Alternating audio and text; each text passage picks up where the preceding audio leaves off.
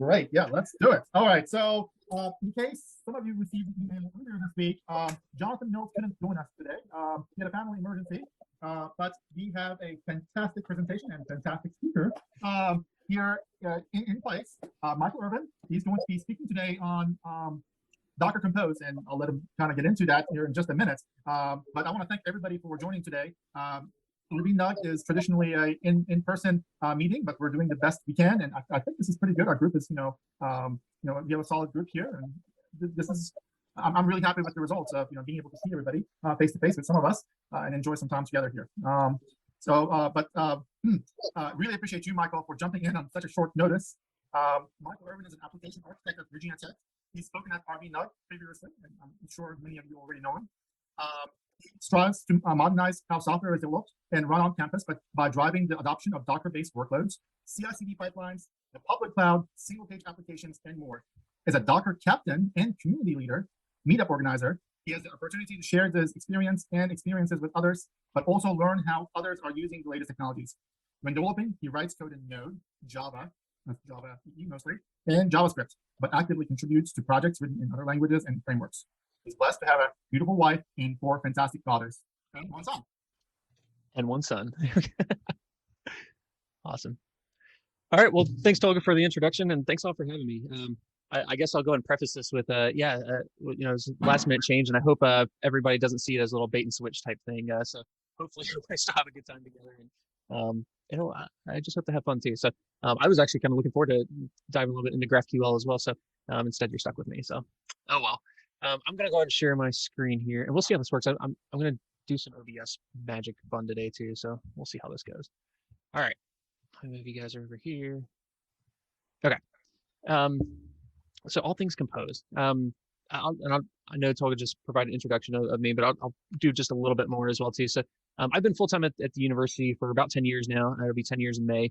And I've worn a lot of different hats over the time. So I started as a software developer, and I still do a lot of development, but especially in the last probably 5-ish years, I've been switching more into more of a DevOps role and looking at how can we just streamline processes and all that kind of stuff. So I was part of the first team that deployed our first AWS application and first containerized applications and all that kind of stuff too.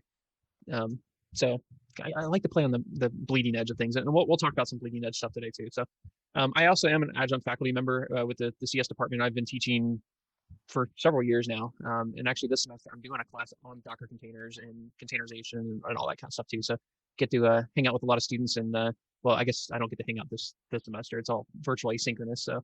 But that's all right. And as Tolga mentioned, the Docker captain and community leader. What that really means is I get to hang out with Docker engineers in Slack all the time. In fact, I had a demo earlier today in which they were showing off some stuff that they're thinking about doing and whatnot. They're like, hey, give us feedback and stuff. So almost on a daily basis, I have interactions with Docker engineers, which is pretty cool. So I say traffic ambassador in here. If you don't know what traffic is, I'm going to be talking about it just in a little bit too. And as Tolga mentioned, husband, dad to 4 girls and a boy and that ranges from 8 years to 4 months. So we pretty much have the 8-6-4-2-0 spread going on. And so there's always something going on here at home. And working from home has been both a blessing and a curse. Who knows, we may have somebody peek around the corner coming down the stairs at some point throughout this chat. So so again, if you've got any questions along the way, feel free to ask and stop me or whatever too. I know that it's a long time slot, and so the more interactive and whatnot we can make it, the better. So all right. And one of the things I'll mention too is I'm reusing some of my slide deck. So some of this presentation is one that I've given before, and actually this is from DockerCon last year. So I'm going to reuse a lot of that material, but then we'll talk about what's changed since then and where are things going in the industry and that kind of stuff too. So so the slides that are the more dark mode slides, those are from DockerCon, and the ones that are white slides are new slides. Okay, so just heads up there. All right, so for start this off anyways, I'm going to use this fictional team of Alice and Bob, which are pretty famous names to use in computer science and security and all that kind of stuff. And Alice and Bob are working on an application, and they're starting off with something pretty small and just building a little prototype. And we're going to see them iterate in kind of a progression of adoption of kind of DevOps and containers and that kind of stuff too, and specifically around Docker Compose, because obviously that's the focus of the talk today. So Alice and Bob are working on a little application, and again, this is a pretty simple app. It's just a grocery list app or a to-do app or whatever you want to call it, in which they can go and just add items and add it to a list. Again, super basic, super easy. Okay. Now, so as they're doing this, they're starting off with containers, and they're brand new to containers. Maybe I should ask if everybody could use the share hands, or the window went back over there.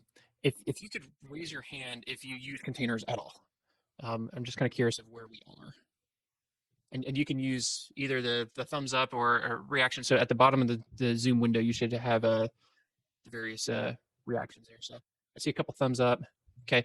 All right. Maybe a thumbs down if you, or some other reaction if you don't use containers. A shock face. Yes. Okay. All right. And so I'm assuming shock faces are I don't right now, and that's okay. Okay. So some of this may be fairly new, and that's okay. And we'll just take a sec. So Alice and Bob are brand new to containers, and they realize, hey, there's some benefits here that come along with. I can use this Docker build command and build a container, and then I can run it on a remote machine somewhere, and it runs the same way on that machine as it did locally on my machine. And for just time's sake, I'm not going to get into actually what containers are and kind of the deep details, but hopefully we'll see examples of that, and you'll become more familiar with it if you need to. That's okay. So Alice and Bob, as they're getting started, they build and start their application, and their workflow might look something like this. Okay. Docker build, and they're going to build a container image, and they're going to tag it, which means give it a name of my app. Okay. And then the dot at the end is saying just build the container, using the Docker file that's in the current directory. Okay. And then once the container image is built, then they say, cool, let's run our application. So what this is going to do, let me get my pointer. This is going to do a Docker run, and it's going to run in interactive mode, expose port 3000, and create a port map in between the host and the container. They name their container my app, and then use the image that they just built, my app. Okay, so they're going to build their app, and then they're going to start it up. Okay, then they open their app, they go to localhost 3000, check things out, and they're like, oops, we typed something wrong, or we need to change the color of this button or whatever. So they said, all right, cool, let's start off and let's make our changes to the app code. Now we need to rebuild our image and then start up a new container. So then they start the process again. Docker build, Docker stop. So stop the current container that's running, remove it, and then start a new container. And so they're like, we're just going to keep doing this whole process. And the reason why they're doing this process is they're trying to be as portable as possible. And so rather than installing all the tooling and everything directly on their machine, they're saying we're just going to use container images to do that. Now, obviously, there's a lot of the feedback loop here is very long, okay, and it's a lot of steps just to test out a change here. So again, they open up the localhost 3000, they check out their changes, and who knows, they may just keep doing this cycle over and over again. Okay, in my experience, a lot of people that start with containers actually have a pretty similar workflow here when they get started. They're like, all right, I'm going to build a container, and I'm going to use that container locally, test things out, make sure it works, and now I'm going to rebuild it after I make changes, and just kind of keep doing that over and over and over again. Okay. Now, yeah, they find out it's not right. They make changes, rebuild, so on. Okay. So a best practice alert here. Docker Compose is a great tool, and hopefully by the end of this, you'll see why. Is a great tool to replace any of your Docker run commands that you're using over and over again. And it makes it really easy for us to share our applications with others. Okay.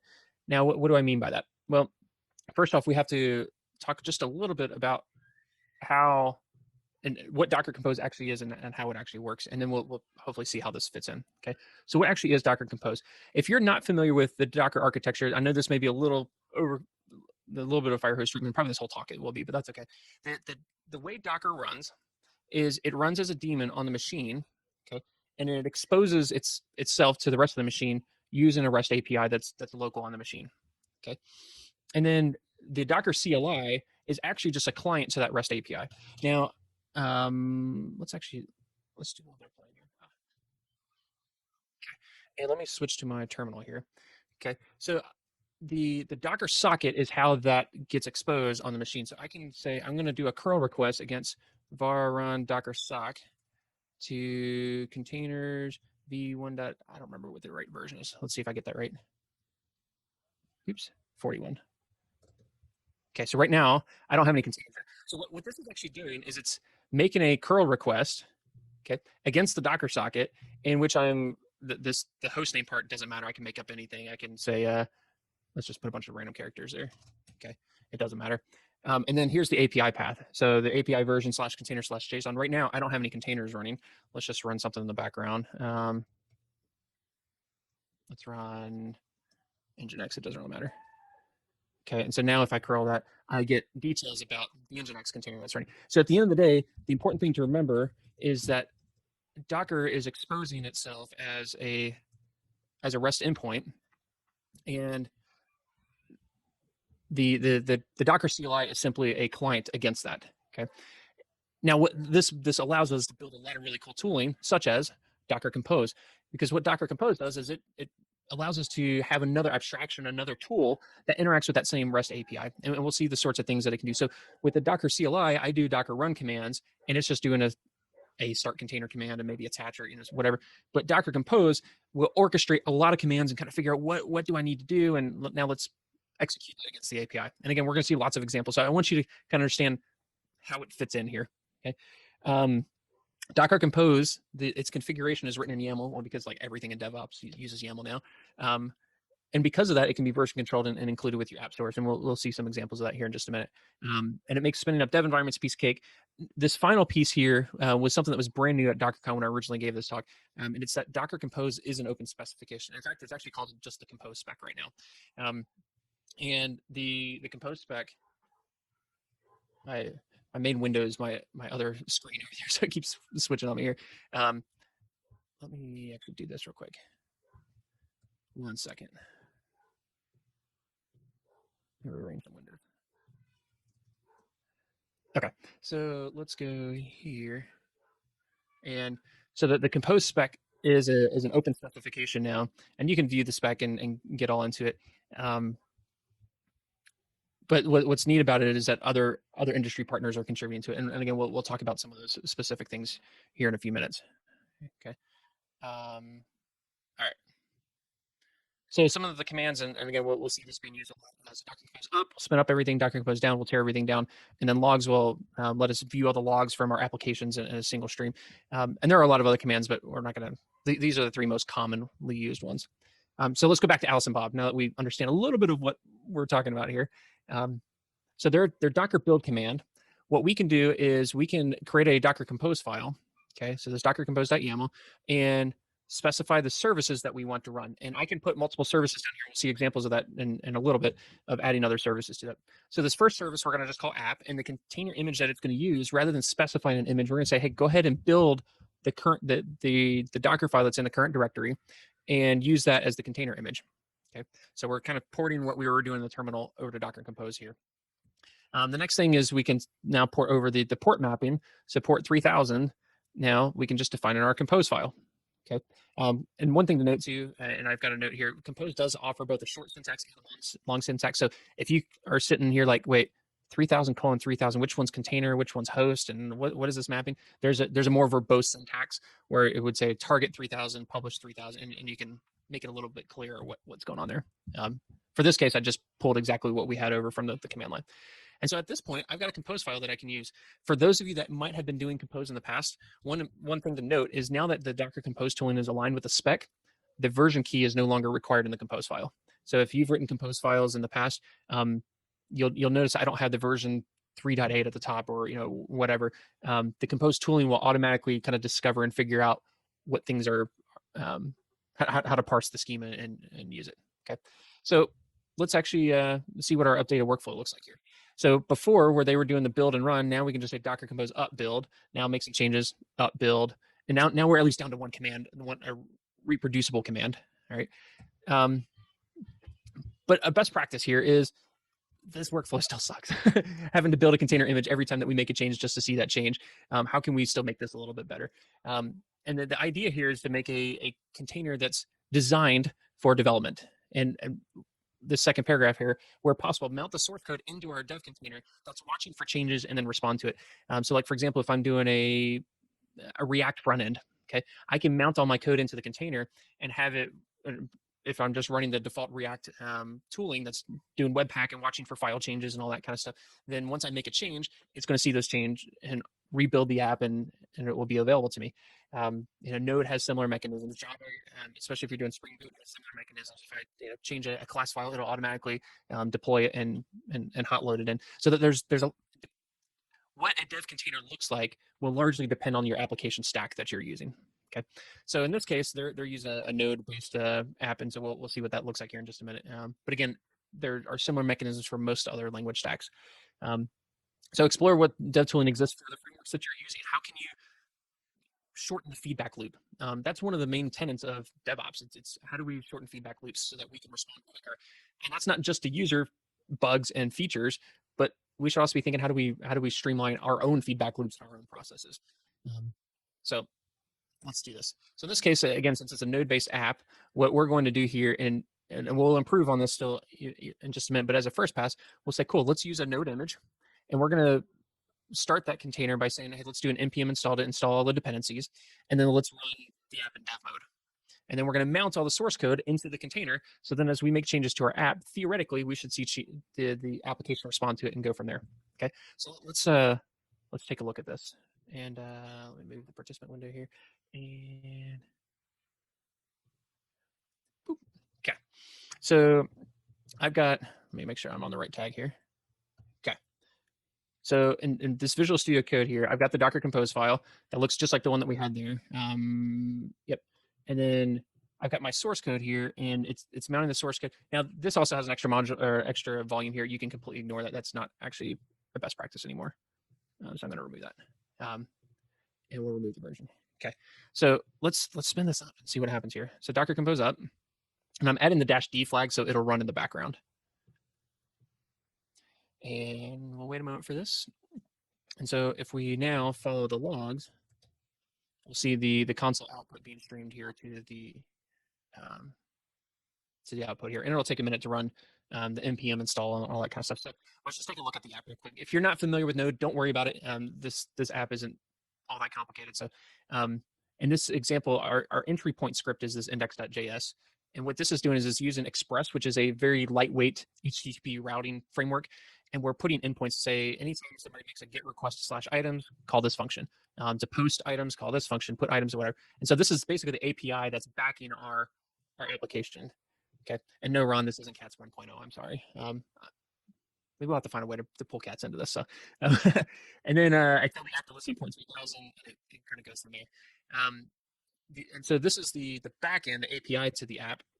The front end is right now being served just with static files here. And if we look in here, I've got a index.html file, which is running a React app in the worst possible way that you can do it, in which it's actually pulling in the React production code and the React DOM and React Bootstrap and then Babel, and it's doing all the translation here in the browser, which again is the worst way that you could possibly create a React app. And so if you've never seen what this looks like, I mean, basically we have an app.js that's got the inline JSX and everything, and it's delivering this exactly to the browser and then being transpiled and run directly in the browser. So again, the worst way to possibly do this, but Alice and Bob are just working on a prototype. They'll clean things up later. Okay. All right. I don't know why this is quite taking this long, but maybe I'll stall for some time here. So our app here, if you've never done React, don't worry too much about it. We're not going to spend too much time in here. So yeah, don't worry too much about that. There we go. Get some log output going down there. All right, so now it's starting NodeMon. And in case you're not familiar with NodeMon, what it does, it's a node monitor. And so it's watching for file changes.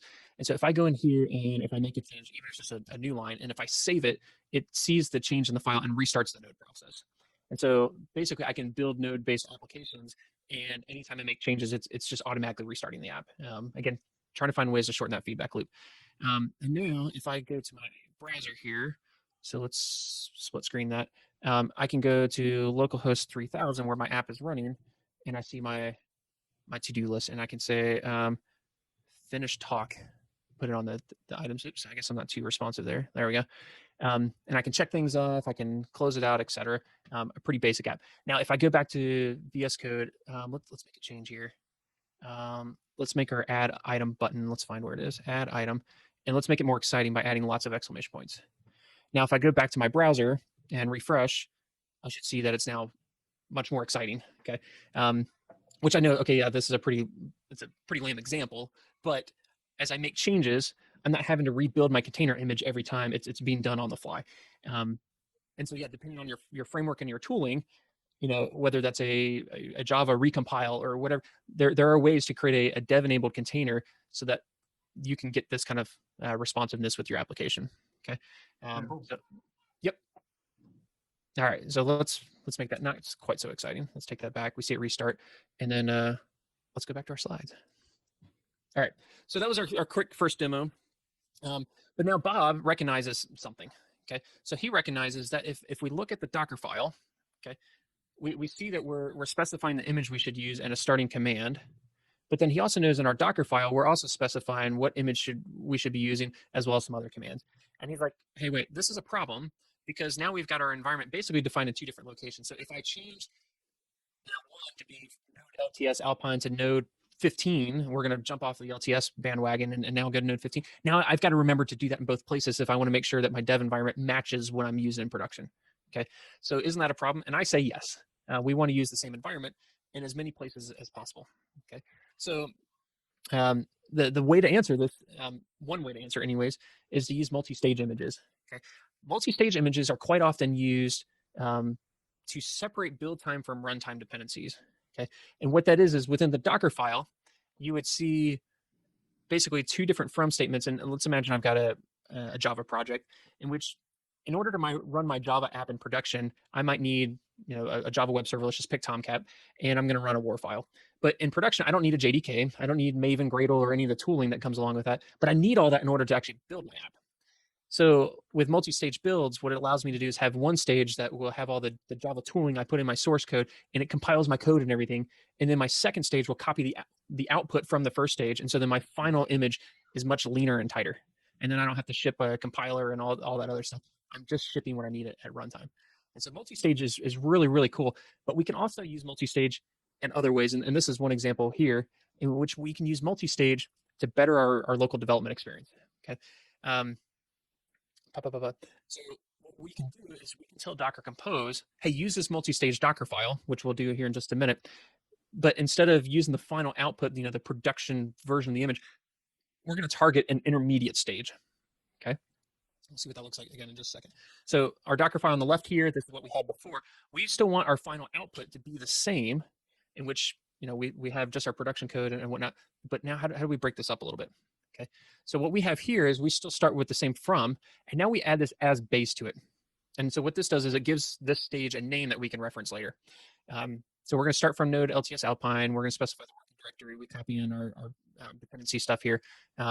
Now, the cool thing is our next stages, we can actually start from the end of a previous stage. So in this case, we're saying we want to start from base, so the end of this stage, and now we're going to name this stage dev. So in this particular stage, we're going to run yarn install and the cache clean just to kind of clean things up. And then our default command is going to be npm run dev. So this container image will have all the yarn dependencies and everything installed ready for us to go. But then it's not a final production image. And the advantage is we've only got that node LTS Alpine defined once in our Docker file. Okay. So our final image from base as prod, so we start from that same base. Now we're going to install just the production dependencies, copying our main source code, and then set the default to null, which is the same thing we were doing originally. Okay. So now we've kind of just split our original and inserted hey, I want to use the same base that I was using, but now I want to make a kind of a dev variant, a dev branch off of this. Okay. And so then all we have to do in our compose file is now we don't need to define all this stuff anymore. We say, yeah, I still want to build the current, using the Docker file in the current directory, but now I'm going to specify a target stage of dev. So now when I spin up my compose stack, it's going to build the image and target this stage. Basically, once I hit this command, the very next line here, starting a new stage. So the compose file will use the output of this stage for my dev container. Now, I fully recognize this is a little bit more of an advanced use case, but I would highly recommend if you're trying to wait, how do I streamline my Docker files? I've seen a lot of teams will have a Docker file and then like a Docker file -dev or something like that to kind of get around the same problem. Well, there's probably ways that you can put them together like this. Okay. So now if we switch back to Visual Studio Code here, all right, let's tear down the stack that we had. Okay, and then I'm gonna have to clean my branches here, and then I'll check out multi-stage.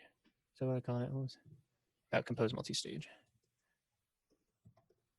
Okay. All right, so now this one, the Docker file, is again what we just saw here, and the compose file is referencing that. So now if I do my compose up, I'll tell it to build. What the hey? So now it's going to install my dependencies and everything, and then once it does that, depending on how quick my internet connection is right now. Well, so Yep. before you had where you actually had a command in the Docker Compose file. Was it not using a Docker file at all at that point? Yeah. So before, let's see, so I don't switch the context there. Let's go back to actually the Compose file. So this is what we had before. I was just specifying the image and then given it a command to run to do the npm. It probably should have been yarn install and then the run dev. So yeah, I was specifying both an image and a command. Basically, everything the Docker file is now doing is it's baked into the Docker file rather than through Compose configuration. Gotcha. So like here, yeah, the default command is npm run dev. Yeah, that's interesting. I've got to see when you look at your slides a year later, you notice these little things. It's like I'm using yarn here, but then npm there. I should be using the same tool everywhere, but whatever. All good. And so yeah, now I'm basically just putting it into the Docker file, and now I know that I'm using the same basis for development as I am for production. All right. So my image built, I see that it's listed on port 3000, and then if I go to my app, let's refresh this, and yeah, I'm not persisting the data in a database or anything like that yet. So this still works. Hurrah! I can check things off. It's still doing what it should be. If I refresh, I still see it there. So it's still persisting in the back end, just in memory right now. So there's a little bit of a way to do some cleanup there. Okay. All right. Cool. Bob feels better about that. His environment, it's a little bit cleaner.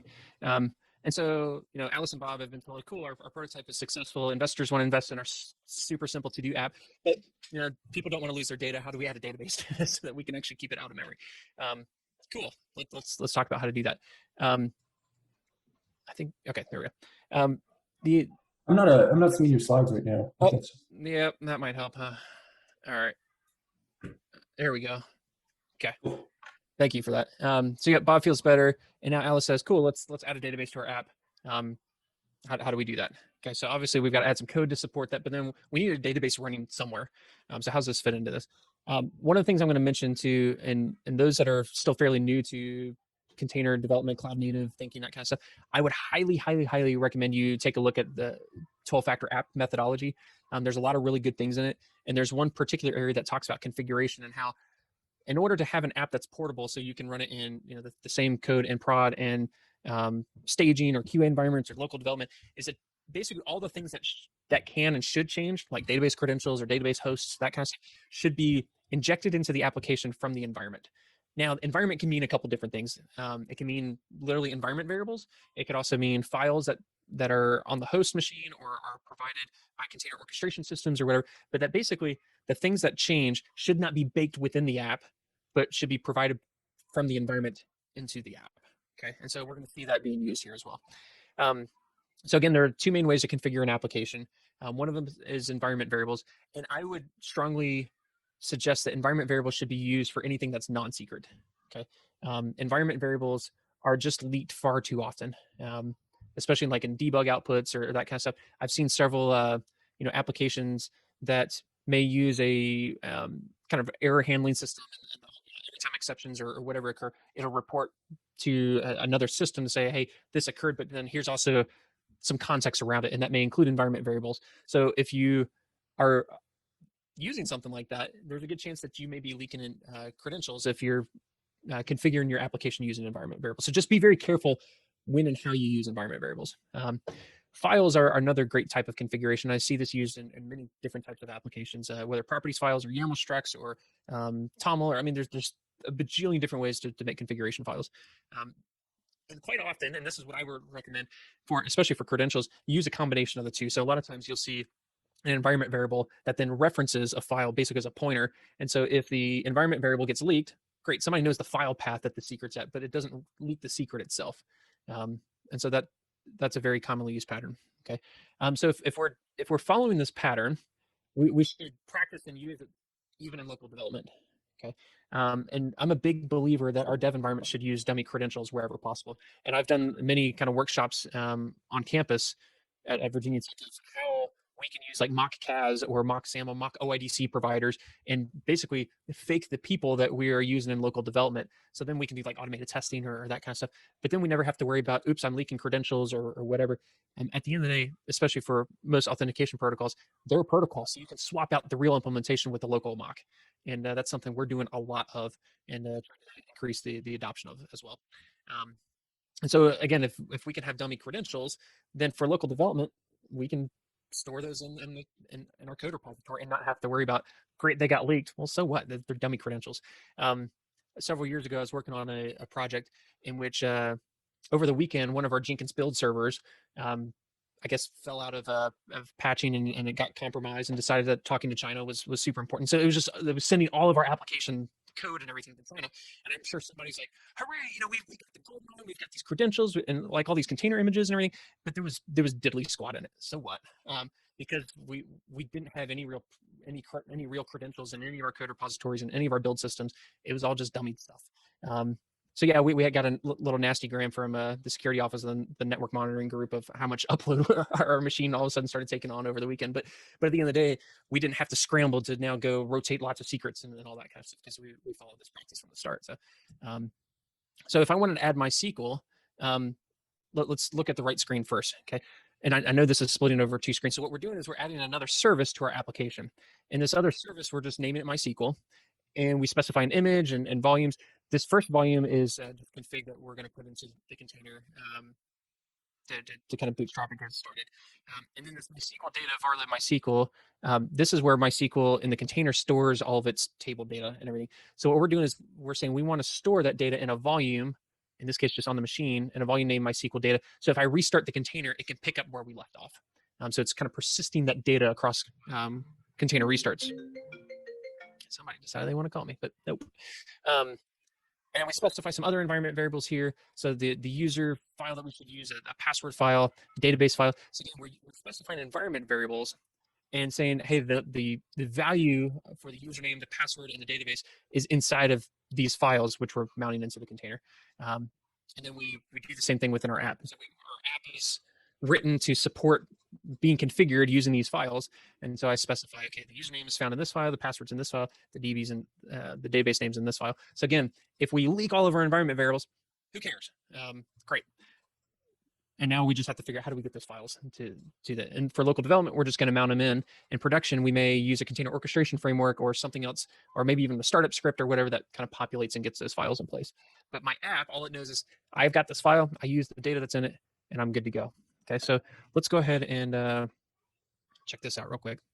All right, check out MySQL. And I'll share this repo. In fact, maybe I'll just do it right now. Hey, I'll put it in chat.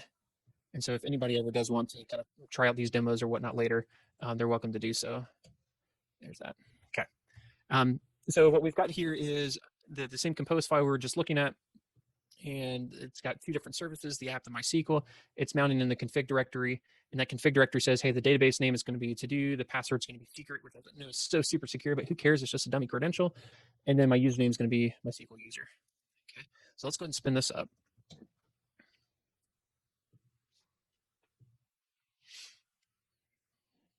Alrighty. And we'll watch the logs for a second, just until he's actually kick things off here.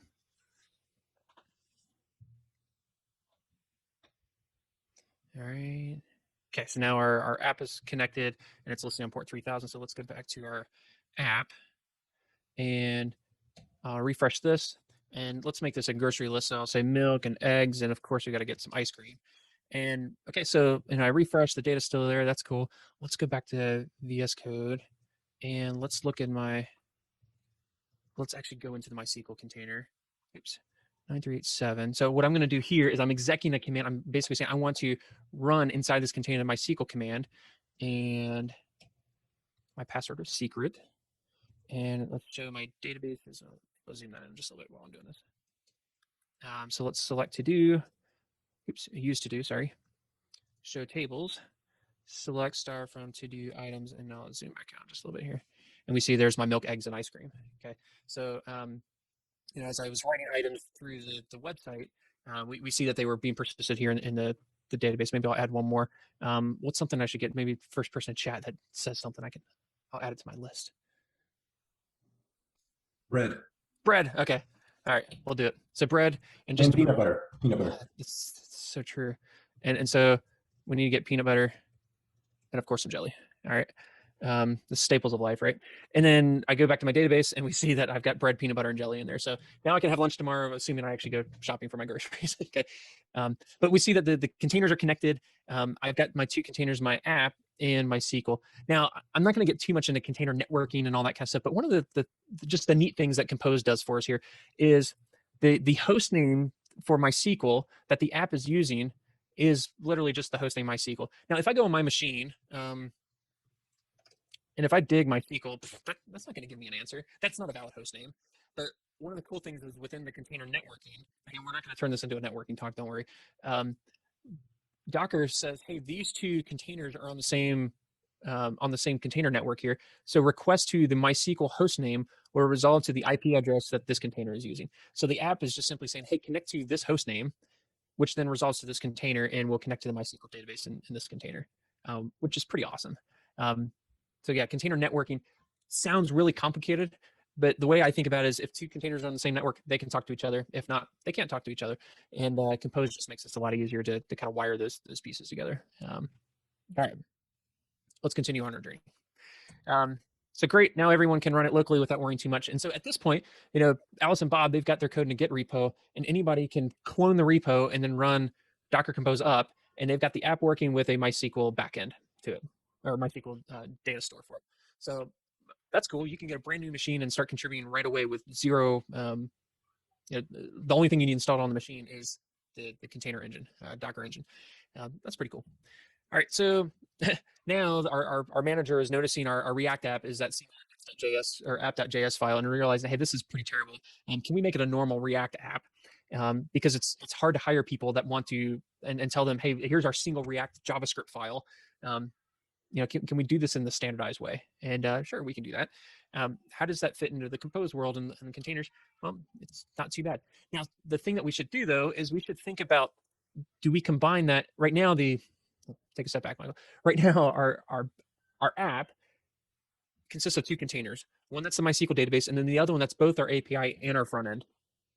Well, in this case, our front end and back end, our React app, sure, it's still a Node app, but they're very different tooling and tool chains that would be used here. React has a lot of tooling to go with that. Vue has a lot of tooling. Any of these kind of front end JavaScript frameworks that you're going to use has opinionated tool chains to go with it, and you should totally take advantage of them.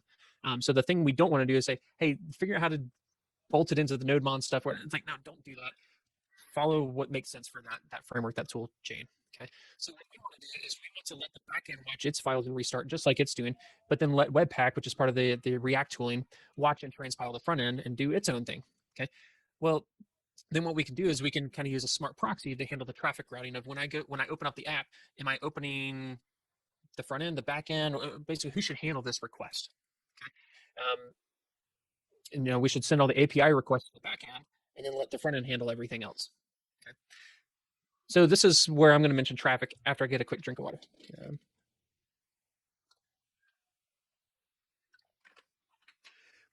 So traffic is a container-aware reverse proxy.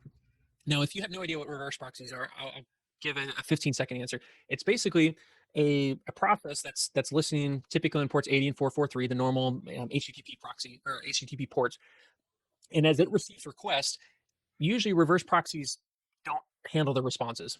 And they look at the request and say, who should actually handle this request based on my internal configuration? And then it forwards the request to something else that then actually handles the request, sends a response, and then the reverse proxy sends it back.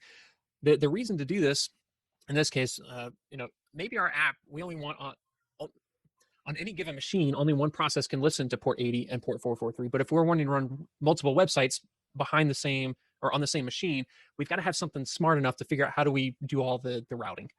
Okay. So in this case, we want both our front end and back end to be accessible through the same port. And so we need something that's smart enough to know how to do that. And some of the common ones are like Apache or Nginx can do these types of things. And there are lots of other reverse proxies that can do this. But the cool thing about traffic is that it's it's a container aware proxy. And what that means is as I spin up other containers back here, it can look at the metadata that's on that container and update its internal configuration automatically. So if this front end container is not running, well, it's never going to try to send requests to it.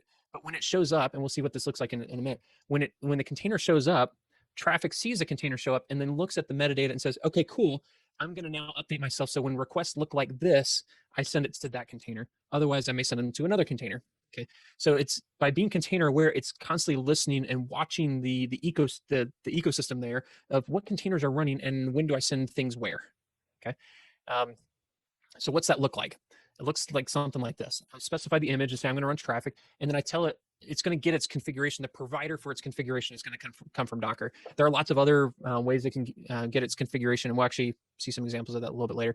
We're going to run on port 80, and then by using the Docker socket, so remember when I did the example earlier in which I curled the Docker socket and I was just asking for the containers, well, that also allows traffic to say, hey, what containers are running? And let me watch for new things that show up. And so that's what allows it to watch and observe what's going on. It's basically just watching the event stream, which is another one of the API endpoints. Okay, so traffic is sitting here watching the changes.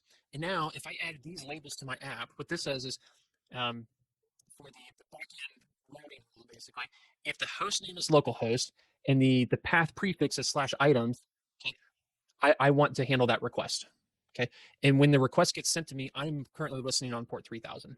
So now, as to kind of think about this, a request comes to traffic on port 80, and then says, "All right, let me look at it. If the request was to localhost /items, that matches this configuration. So traffic will then forward the request to this container to handle it, and then it'll send the response back." Okay. So let's take a look at it. All right, let's do that. Do I still have it running? Yep. So let's stop the previous demo. And then get checkout split front end. And now what we've got is we've actually got and I didn't have this in the slides, but we've got another director here that's kind of the traditional React application architecture, with all the components and all that stuff too. So I've actually got the proxy here. Maybe let me kick this off and I'll explain it while it's doing it. And all right, so I haven't had a kid come down the stairs, but someone just threw a box down the stairs for recycling. All right.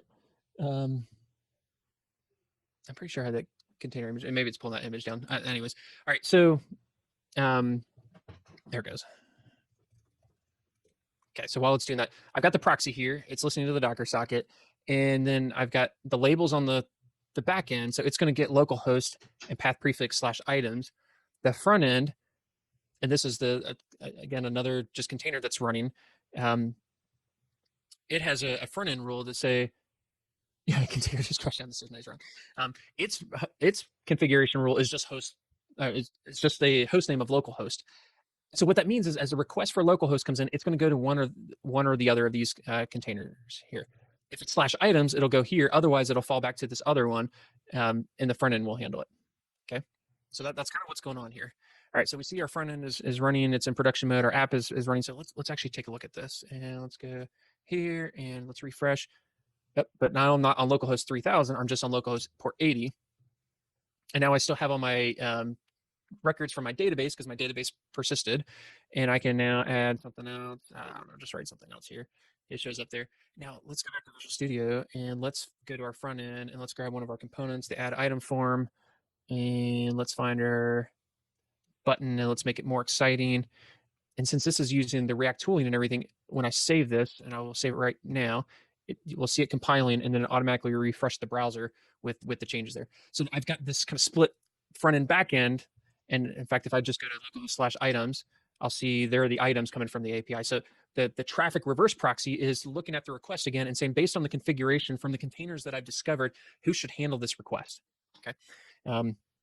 So pretty nifty there, huh? I'm going to go ahead and stop that demo, let that tear down while we go back to the slides. Okay. So great. This will now help us build better apps and hire better qualified front-end developers, because if anybody wants to work on a single page React app in a single file, they're crazy. All right. So while we're at it, can we add some end-to-end tests? Oh man, now we're getting some pretty complicated stuff here. Sure. Well, how can Compose help us with end-to-end testing? The answer is it can. And in fact, it was actually kind of fun. It was either earlier today or yesterday. We were having a discussion in our V Slack channel or Slack workspace, kind of around testing. And I threw this out there, and somebody else was like, "Actually, that's not far off from what we do too." So, running end-to-end test, again, use the tools that make sense for your organization, and then create containers around that. If you're doing browser-based testing, Selenium actually has several images that have Firefox and Chrome browsers bundled into them, and you can run them in a variety of different ways, either with a VNC, so you can kind of remote desktop into it, or run them as headless browsers. There's quite a few different ways that you can do that. And with Docker Compose, when you specify the Docker Compose up, you can add this -- exit from flag, and what it will do is, and then specify a service after that flag. And it tells Compose to, hey, watch this one service. And when that service exits, grab its exit code, tear everything else down, and then basically relay, pass along that exit code as your own exit code. Okay. And what this means for CI builds is that, well, if I run tests and my test container fails because there was a test failure, Compose will automatically tear everything down, but then Compose will pass on that failure exit code, which then means it had a failed script command, which then will fail the CI job, which is pretty slick. Okay, so what a test architecture might look like, and again, this is a super simple one. We've got much more sophisticated ones. I've got my app. In this case, I'm going to be doing end-to-end tests of the API. So I'm just going to basically set up tests that are going to be a client to that API and exercise it. Okay, I can create an item, I can delete an item, I can mark it as completed, or whatever, and I'm going to test the various endpoints of the API just by being a client to the API, and my app will run just as it has been. So this would be pretty easy to put in a CI pipeline to say, build my app, and then as another job in my pipeline, use a test container and run a bunch of tests against it. Okay, so this might be something that looks a little more sophisticated. This is actually similar to a project that we've got here, in which we've got a proxy traffic that is receiving requests and then figuring out where does it go. So we've got a mock CAS, like I was talking about user authentication in the past, the actual API with the database behind it. There's another front end client, and so a Selenium container that has Chrome running in it, for example. I can write tests using Selenium that tell the browser running in this container to open up the app going through the proxy, and basically orchestrate the entire thing just with containers here. And it's running Selenium end-to-end tests with the browser on a containerized environment. And again, if the Selenium tests fail, it'll tear it. Well, even if they'll pass, once it exits, it tears out everything. And it's ephemeral, and it just goes away. And another cool thing about this too is in CI pipelines, since this stack would run in isolation to itself, I can technically use the same machine and run as many concurrent tests as I want, and they won't step on each other's toes, because this Selenium container will always talk to this proxy. And so if I had another test suite running, another branch that was building whatever, I can run as many of these as I want on the same machine, if assuming that I have resources enough on the machine to do it, and I never have to worry about them stepping on each other's toes. All right, so let's take a look at this. So git checkout EGE, is that what I call it? What was it? Oh, API test. Okay, and let's close all the others. Okay, so in this case, what I've got is I've got another Compose file here that's going to build my image. And in this case, assume it's a built image that's pushed into a registry somewhere. And I'm going to use this for the app. This is my SQL. And then I've got a test container here. And maybe we'll take a look at one of these tests here. So API test. Again, this is just written in Node, and this is a super simple one. So this is using the Jest framework just to write basically unit test. And it says, all right, if I make a request to /items, I expect the response to be a 200, and I expect that the body is an array. Okay, pretty basic. Now I'm going to make a request to items, and I'm going to pass along this body to create an item. I expect it to be a 200. I expect to get the newly created item back. So I expected that it set the completed flag to false, that it has the same name, and that it has an ID, so it's not undefined. Then I make a request to items again, and I expect that I should find the thing that just got created in the response. Okay, so nothing too fancy here. I create another item, and then I make a delete response, and I delete it and make sure that now when I fetch it again, it's not in there in the collection. So nothing too fancy here, but now what I'm going to do is I'm going to run this, and so I specify Docker Compose. I'm going to use a different Compose file now, this Docker Compose test, and then I specify the exit code so that it watches the test service. All right, let's run that.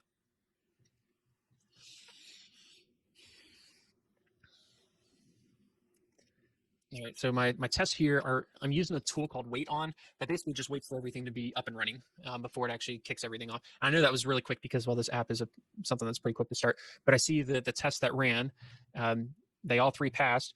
And so it exited with an exit code of 0. And if I ask for the exit code from Docker Compose, it's also 0. So let's go break a test real quick. That the response is exciting when I didn't send something exciting. So obviously that should fail. And I will need to build this to have this tag on it. So Docker tag, or Docker build. There we go. And I need to use the Docker file for the test here.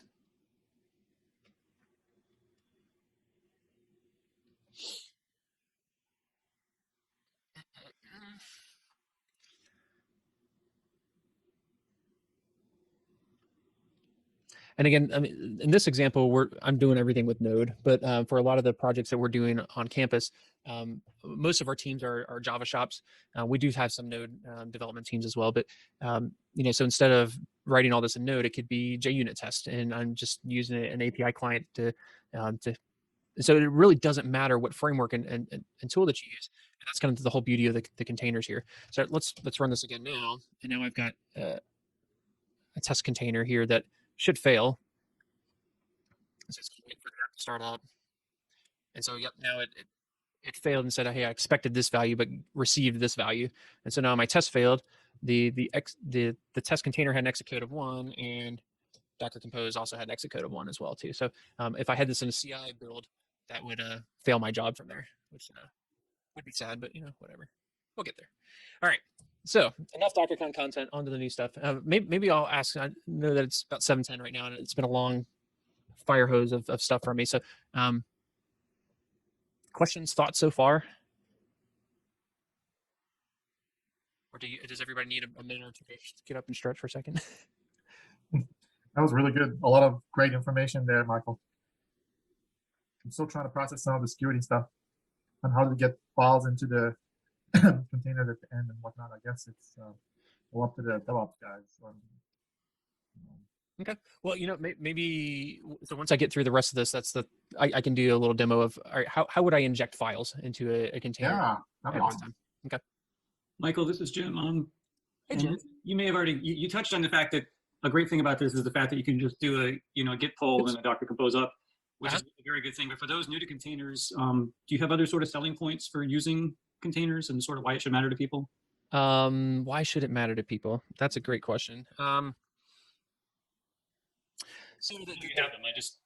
If nobody else is interested in hearing this, that's fine. If I was coming to containers new, I have in the past asked myself that question. It's like, this is all cool, but how is it going to make my life better as a developer and a DevOps person? And yeah, and I think some of that answer will come once we start talking a little bit about actually now running these containers beyond development. Because in many ways, that's actually where the focus was when it first started. Docker's been around for many years. It's been its 7th birthday this month, actually. And so it's still fairly new. But when containers started, the real focus was on how do we make this easier in production so that when I build something locally, I know that it will work when I run it in production. And there's no mistake, and we'll take a little sidebar. There's no mistake in the name container, okay?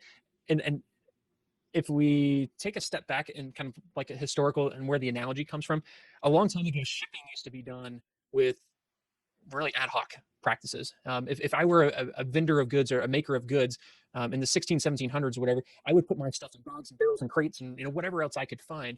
And then I would go down to the dock and find, hey, who can put this on their ship and take it across sea for me or whatever. And I'm sure that there were more formal contracts and all that kind of stuff too. But it was really, hey, who can take the goods that I have and whatever packaging processing that I make, okay, and go from there. Well, when the Industrial Revolution happened, now we've got rail that's in the system, and so we need to figure out how do we move goods even faster, and they may be going from car to car, or maybe a ship when it goes across the ocean, now it's going on rail across the land and everything. So the amount of time that the goods were passing between hands all of a sudden increased a lot. And as a quick trivia fact, ships often spent more time in dock loading and unloading their goods than they did actually out to sea transporting those goods. And so it's just terribly inefficient. But for the most part, people just kind of accepted that. That's just part of the business. But again, when the Industrial Revolution came, wow, now we're really starting to notice these inefficiencies. And in many ways, now to bring it to software, we're very much in an Industrial Revolution time period with software development. Gone are the days in which, hey, to ship my goods, I burn CD-ROMs and I ship it out to people. And now we're wanting to respond as quickly and as rapidly to bugs, to feature requests, to the changes in the market, whatever. We need to be able to respond quickly. And so we've noticed a lot of those pain points of, oh, wow, having to provision machines and get things configured. Now we're noticing all the times in which our configuration have mismatches between local development and prod or our staging environments. We're noticing how hard it is to just spin up machines all the time and whatnot. So containers, for shipping, somebody had the brilliant idea, and it actually was, I think, until like the 1950s, if I remember right, that somebody had the idea of like, let's build a box, and you put whatever you want inside that box, and then as a shipping vendor, I will standardize around that box. And so you can put cars in there, you can put groceries in there, you can put whatever you want in that box, and as me as a shipping vendor, I don't have to care about what's in that box. And so I know that the box is a certain size, I can stack them so high, I can take them off of a large container ship and put them onto a semi-truck frame that knows that, is expecting those dimensions and move them out. So the software containers are much the same way, so that for local development, I can use the same kind of boxes for development, but then I can create that box and run it in production. We'll see some examples of where that portability really comes in. And again, it's that standardization around a packaging model, in which that packaging model doesn't care whether it's Node or Java or PHP or .NET or whatever. If I can put it inside the box, I can run it, I can ship it, I can scan it, I can do all these different things because we have a standardized way of doing things now.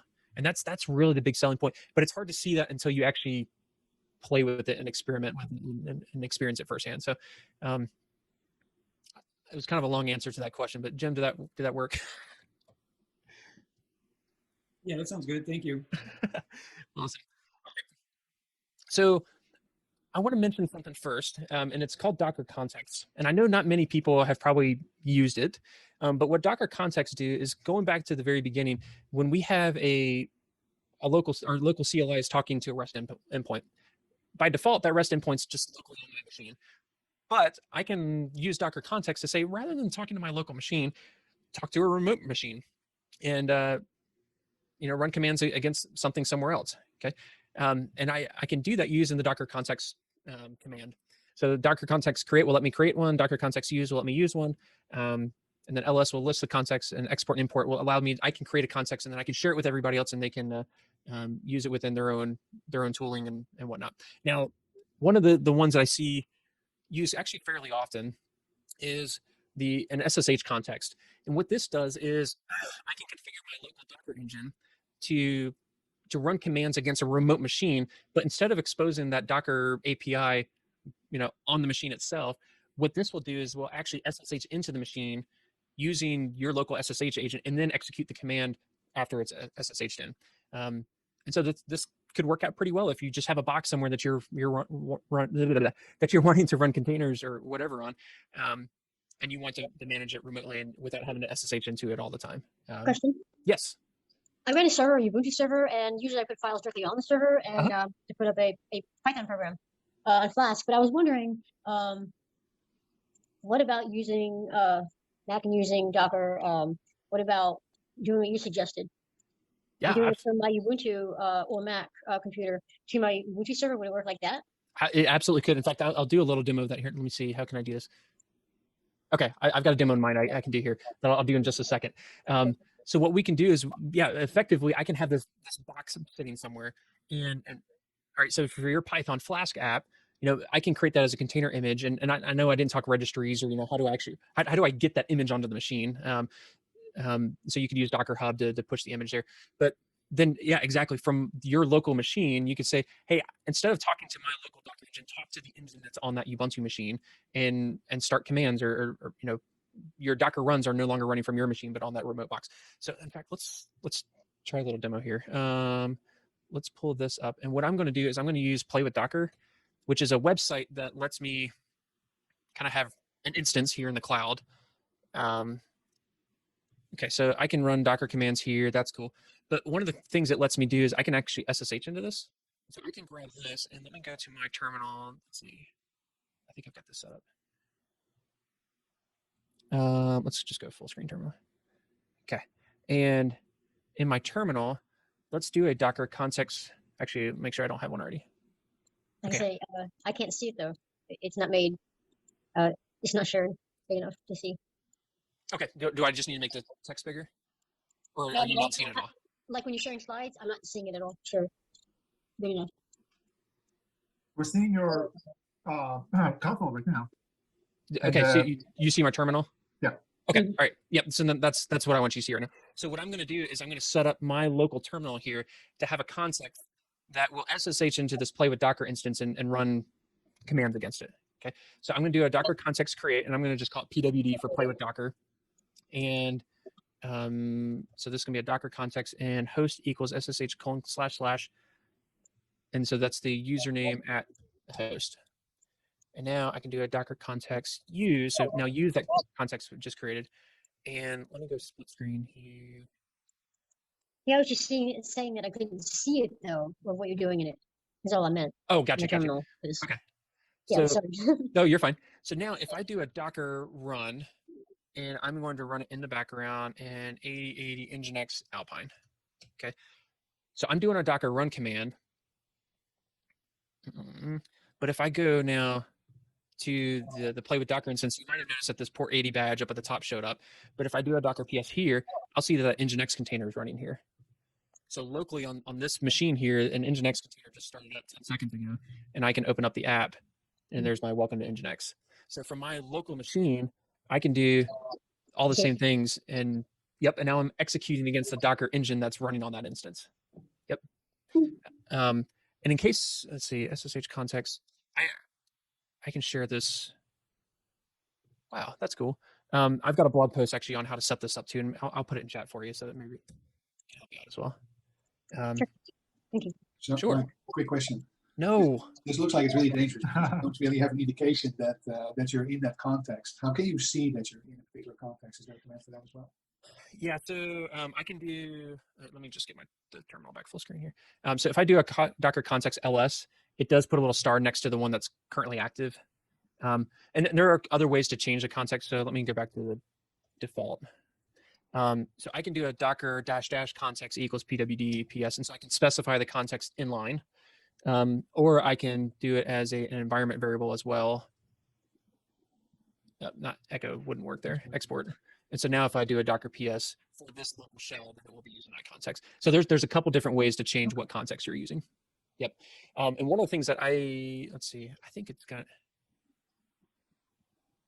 Is that Docker context, is that environment variable set when you say like Docker context use as well? I don't think so. Well, put it in your prompt or something.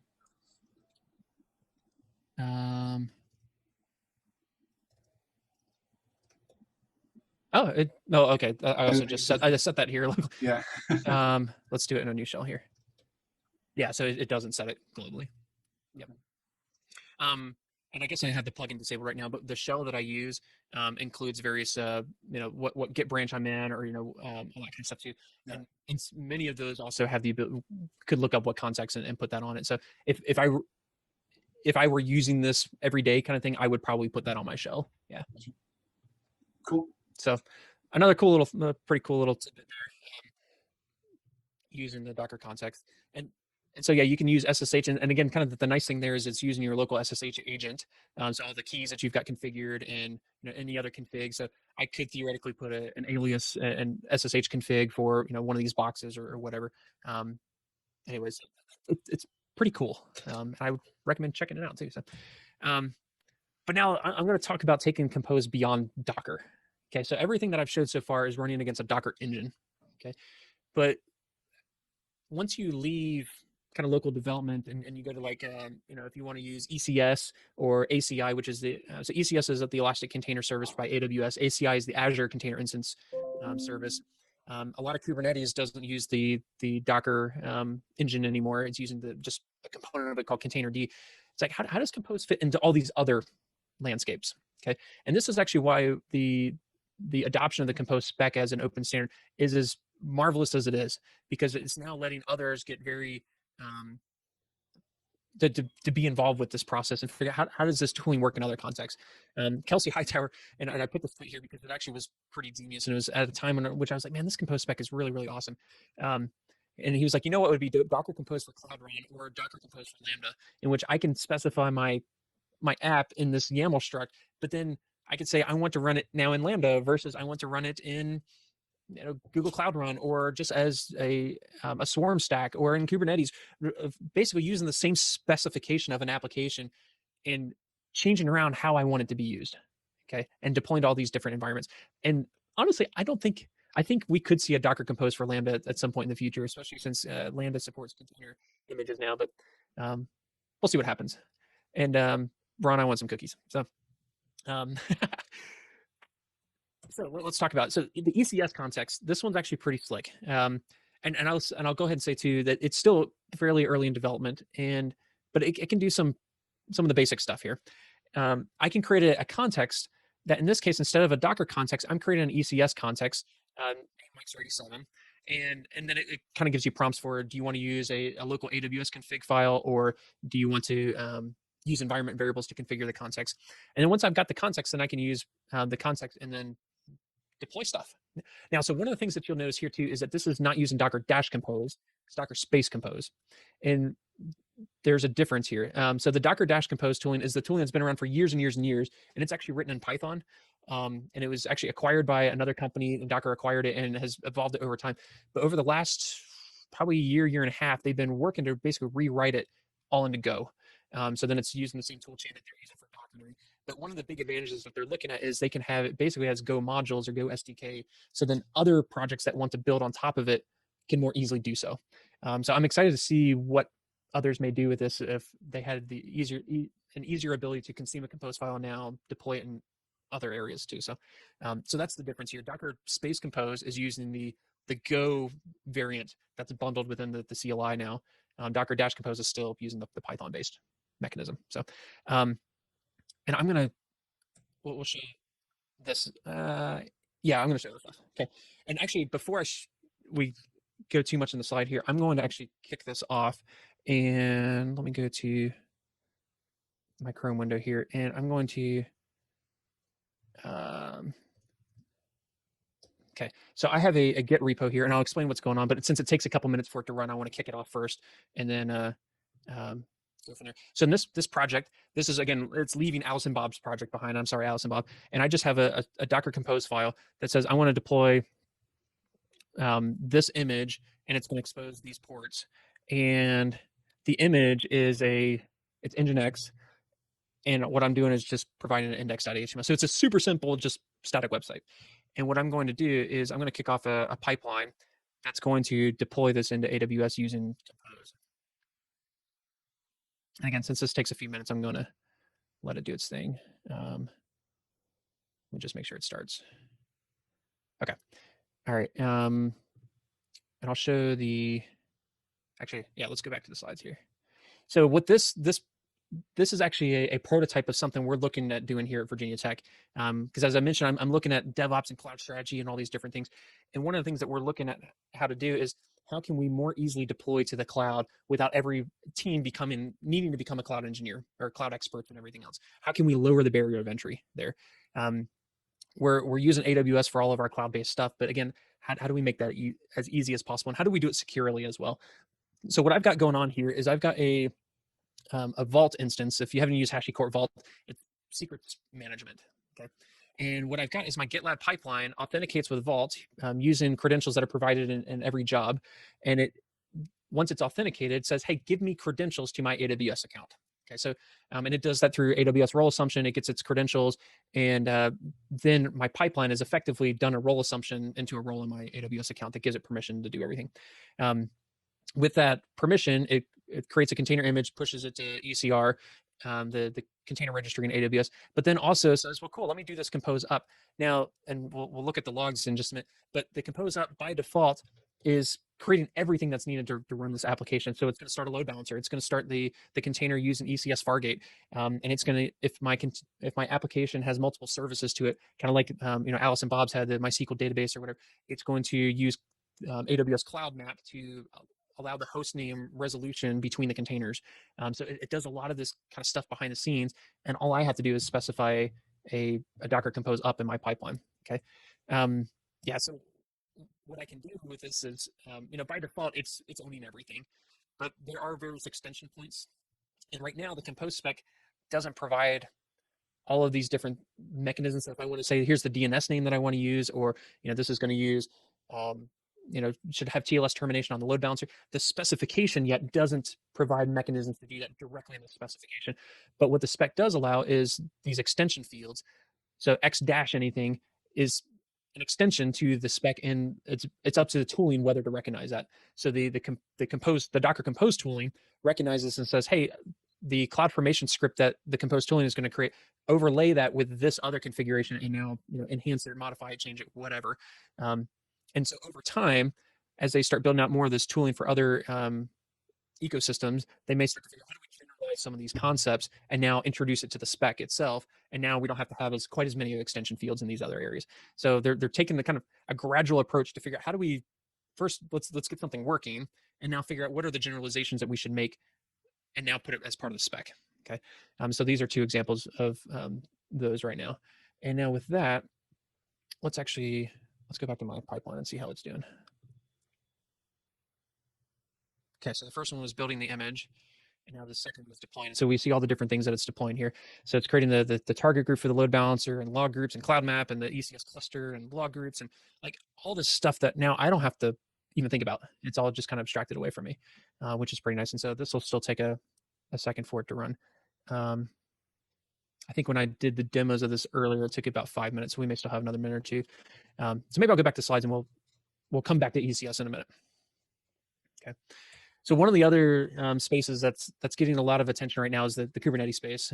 Obviously, Kubernetes is one of the big powerhouses, and so it's kind of, if we really want Compose to survive and do well and flourish, we got to think about what's the Compose to Kubernetes story. And there's been some work in this space. The Compose Specification Committee actually has a subcommittee that's focusing on what's the canonical mapping between Compose and Kubernetes. And I'm actually helping out with that too. So it's pretty fun to be involved with that. And I'll show off some of the things that I've been working on in this space as well. But so that there's a higher, at the specification level, of what is the canonical mapping, and what gaps are there in the Compose spec that need to be defined in order to actually support Kubernetes-based deploys. And I've highlighted a couple of those myself to the committee. But what's neat is, especially this last one, we've seen the context for ECS and, ACI, I'm not demoing right now, but it looks much the same as ECS. Docker's also slowly working on a Kubernetes backend, so I can do a context create Kates. And I can now, when I do a Compose up, it would go against a Kubernetes cluster. They're still very early in that work, but it's coming, and it's in the open source repo. If you want to build it yourself and try it out yourself, you certainly can, but it's definitely not fully featured at this point. So in the meantime, there's a couple other tools. Kcompose is a tool that will consume a Compose file and then generate the Kubernetes manifest. And so then you can put that in your code repo or your pipelines and deploy those from there. This other one, this Helm deployer, was actually one of my brainchilds. One day I was like, Helm is pretty awesome. If you're not familiar with Helm, it's a way to kind of template out and package up applications for Kubernetes. But with the templating, you provide a values YAML of the configurations or things that you want to change in the template. And I had this idea of can I provide a Compose file to a specialized Helm chart that consumes that values YAML and generates the manifest as part of the Helm chart itself. And so I built it. And in fact, maybe let's go back to, I'll pull this up real quick. If you just want to see a snippet of it, and I've got documentation on if anybody wants to actually use the Helm chart and all that kind of stuff. But this, just as an example, this is how ugly the templating is. And it's terribly ugly because, well, Helm templating is ugly. Loop through all the services and find out if it's a replicated service. And then basically there's just a lot of templated stuff that's coming from the consumed Compose file. Okay. Now, go into a terminal real quick. Let's actually try something out here. Where's my right one? Okay. I'm going to install a traffic ingress to my cluster real quick. And this is just running on my local machine. So I've got the classic dogs versus cats. Here's your cats, right? It's not the normal cats, but it's, anyways. All right.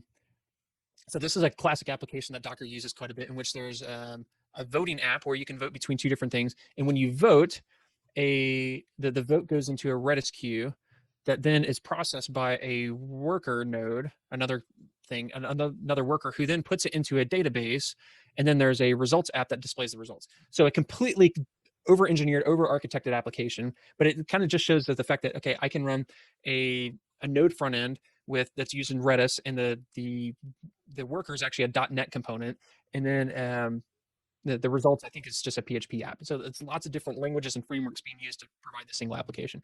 So I've got this compose file, and one of the things that I do with my Helm chart is I added an extension field for ports that if I use along syntax, I can say, hey, x-ingress for the host on the localhost, it should be sent to this port on this service.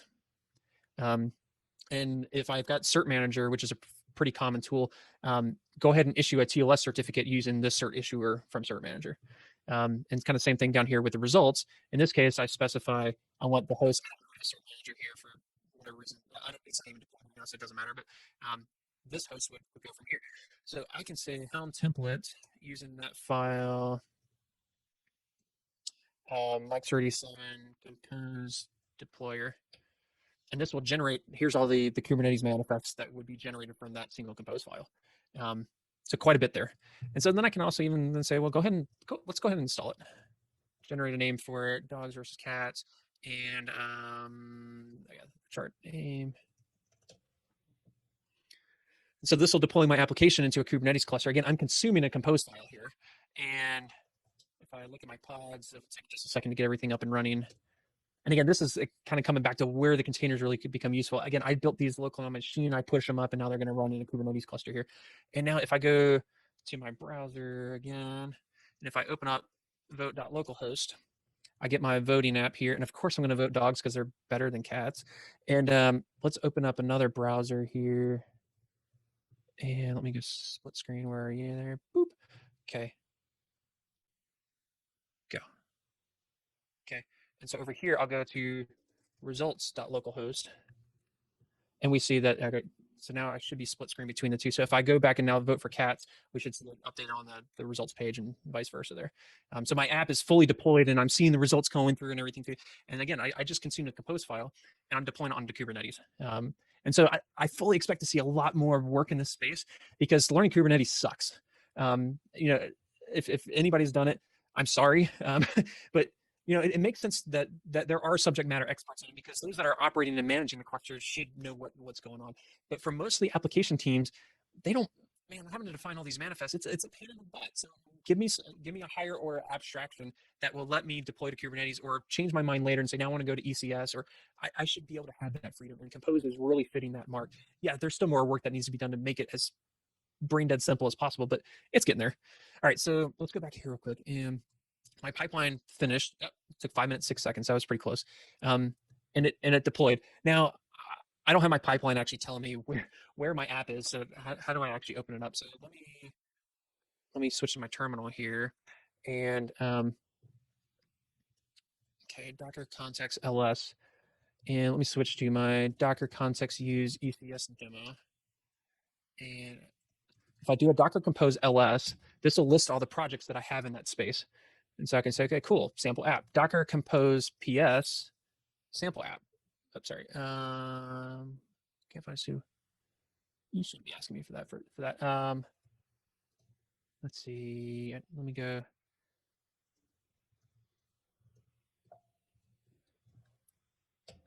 Okay.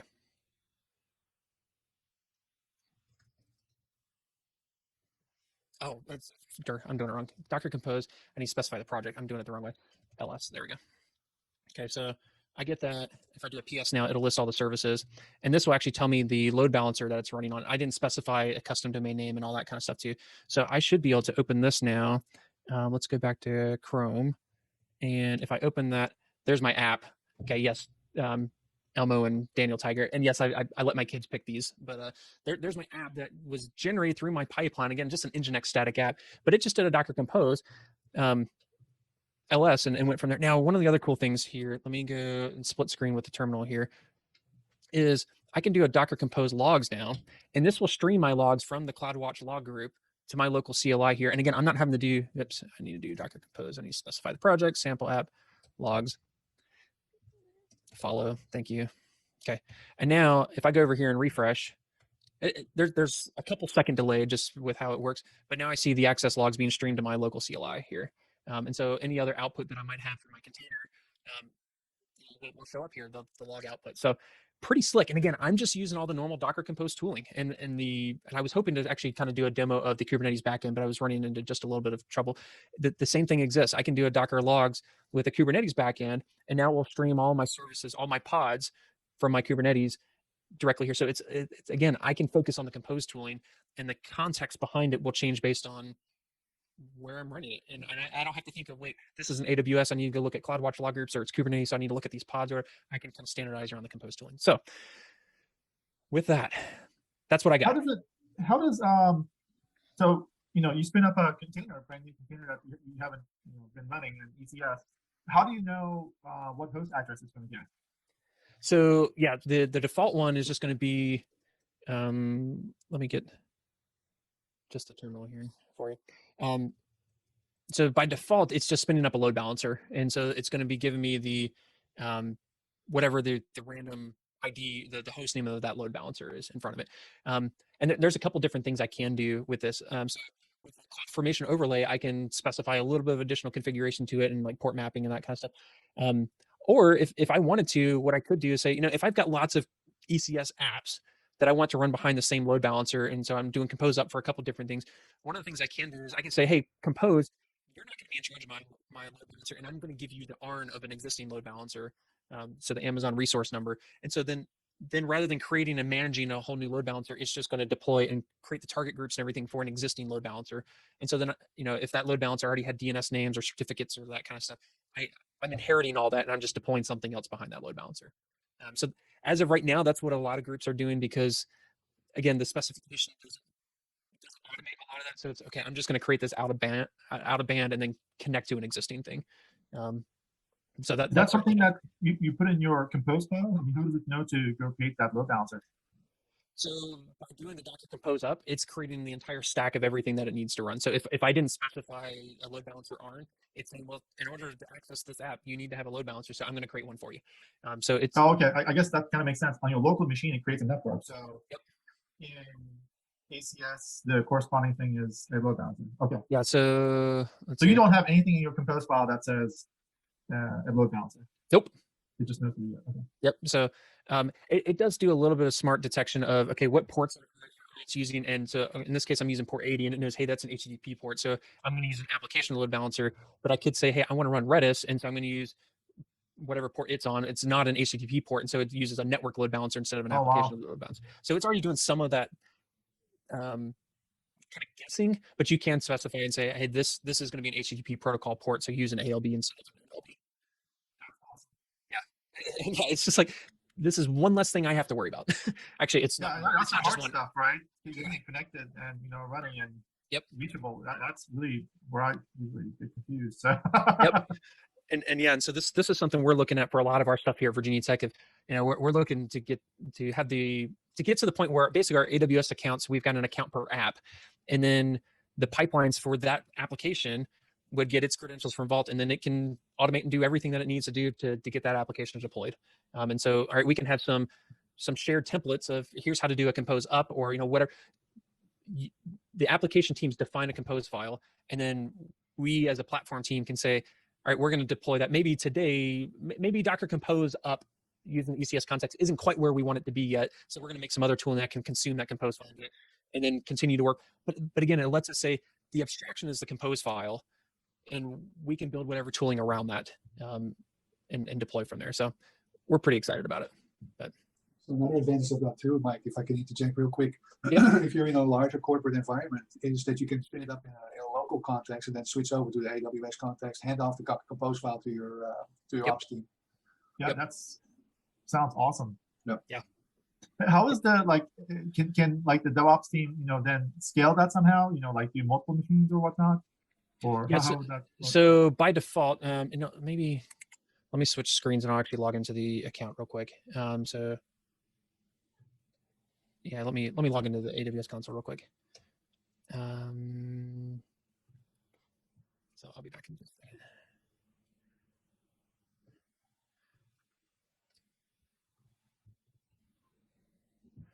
Gotta get my two-factor codes because you don't want an AWS account without one. Okay. All right, so let's go back here. Yep, I want the full screen. Okay. All right, so let's actually look at it. So ECS, it's deploying ECS services here, and come on, wait.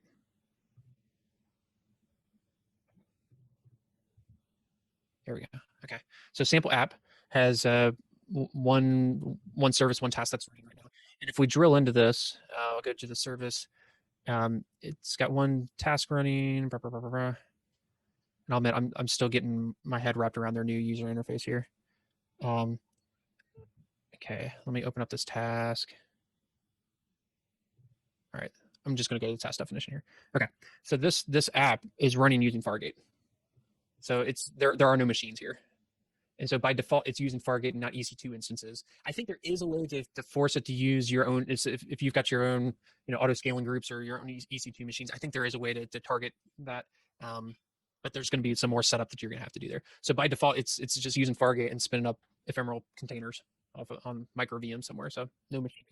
And by default here too, since I didn't specify how much memory and RAM I need, it just kind of picked a default. But the Compose spec lets me set in the deploy key how much, my resource constraints and limits. And so it will use those to, and then based on those, figure out what's the appropriate size Fargate task to use from there. So you can fully adjust that as well. If I want multiple replicas in the deploy key on the Compose spec, I can already specify I want replicas 3, and then it will spin up 3 instances of this task. So, yep. And maybe as a quick adventure, mate. Let's go back here. Let's actually try something out here. Let's say 3 replicas here. And I'm going to have to get my last commit SHA since I don't have that environment variable. Go get that real quick. What am I doing? I'm in the Git branch. Come on. Get it from here. All right. Let's just inline that here. All right. So I think I'm using the right context here. So I should be able to do a Docker compose up. And even though I did the original in the pipeline, obviously I wouldn't encourage people to do some in pipelines and some manual config, but we're just trying something out here. So it's already. Why are we making? Oh, you know what? It's because. Hold on. That might have been deployed in the wrong AWS account. I'm gonna have to go clean that up later. So, I make those mistakes too. All right. Maybe it was the right one. Oh well. Okay, I just dorked it up, but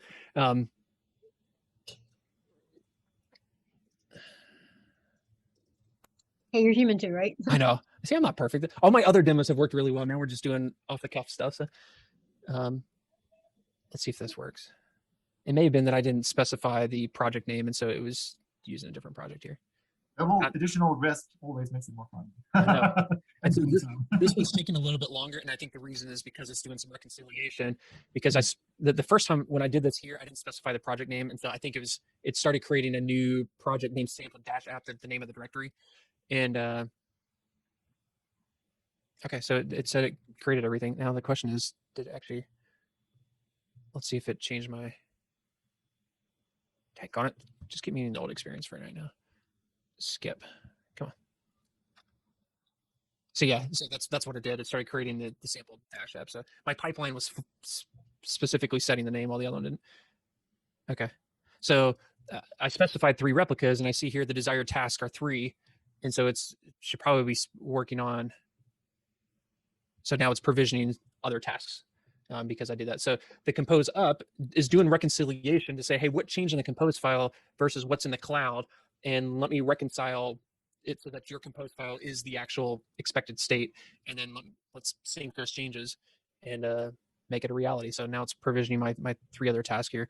In this case, I think it's because it made new task revisions. It's not just adding replicas. It's actually a whole new definition. Anyway. That's all I got. That's right. Is that sharing? Sorry. Yep, you're fine. Go. So if I have to share again, I'll bring it back up. How compatible is this So if you write it in for ECS, can you run it like an what's Amazon's? It's AKS, or ACS, A something. Can you run it in Azure? ACI, the pretty easy? Azure. Well, so, to some extent, and to some extent, no, it largely depends on the how much of your app spec. If I just say deploy this app and port maps and I want things that it currently supports, it should be exactly portable. It's going to be those extra things of how do I connect the load balancers or the other stuff that may vary a little bit because those things haven't been generalized. So those things may have to be rewritten. The extension fields are going to have different bases between them. So you still have the spec as an x-AWS cloud formation stuff, then also have the x-BI. And so the file could be used in both X, but it's not the exact same configuration applied both. So yeah, there's still a little bit more to evolve the Compose spec and to figure out some more of these generalizations. In my Helm chart example, I had the x-ingress. That's actually one of the areas that the Compose specification committee is looking at. How do we handle HTTP routing and ingress and that kind of stuff? And how's that? How do we generalize that? What's that look like in the spec? So I basically took I like where the spec is going, but since it's not standardized yet, I'm going to go ahead and just make an extension field. And then at some point in the future, once they standardize that, I'll transition from my extension field to the specification. So Makes sense. Yep. So awesome. Well, thanks everybody for having me. And I know it was a long journey there, but I hope there were some tidbits, some nuggets to pull out too. And I'll be sure to share the slides and all that kind of stuff. And obviously this is being recorded. I'm happy to stick around and continue asking questions, but just wanted to make sure I got to say thanks to everybody. So. Thank you, Mike. Thank you. Yep, thank you very much, Michael. This was a fantastic presentation. I'm overloaded with information in my head, but this was really, really great stuff. I It really was. didn't know you could run your local Docker stuff so easily in Azure. Like I thought it was a lot more manual, and I'd have to get Docker files up there or something and load them. I love that Docker context, being able to connect and just like run everything that you're used to running on your local machine in the cloud. That's amazing to me. So I really, really appreciate you presenting here. And Thank you very much. And there's more stuff coming down the pipeline that I've seen from Docker, and I was actually really close to doing a demo today for something that hasn't been revealed outside of Docker and the Docker captains yet, but the preview build of the Docker desktop was failing on my machine, so I couldn't get it to actually work. So maybe we'll have to do a supplement discussion at some point and do that demo. But that would be fantastic. That would be awesome. So the cats versus dog apps actually ran into that when we were deploying our Azure cluster. One of the things to do proof of concept was like, oh wait, I know this app. Cats versus dogs. Oh, cool. it's a commonly used demo for sure. So. All right.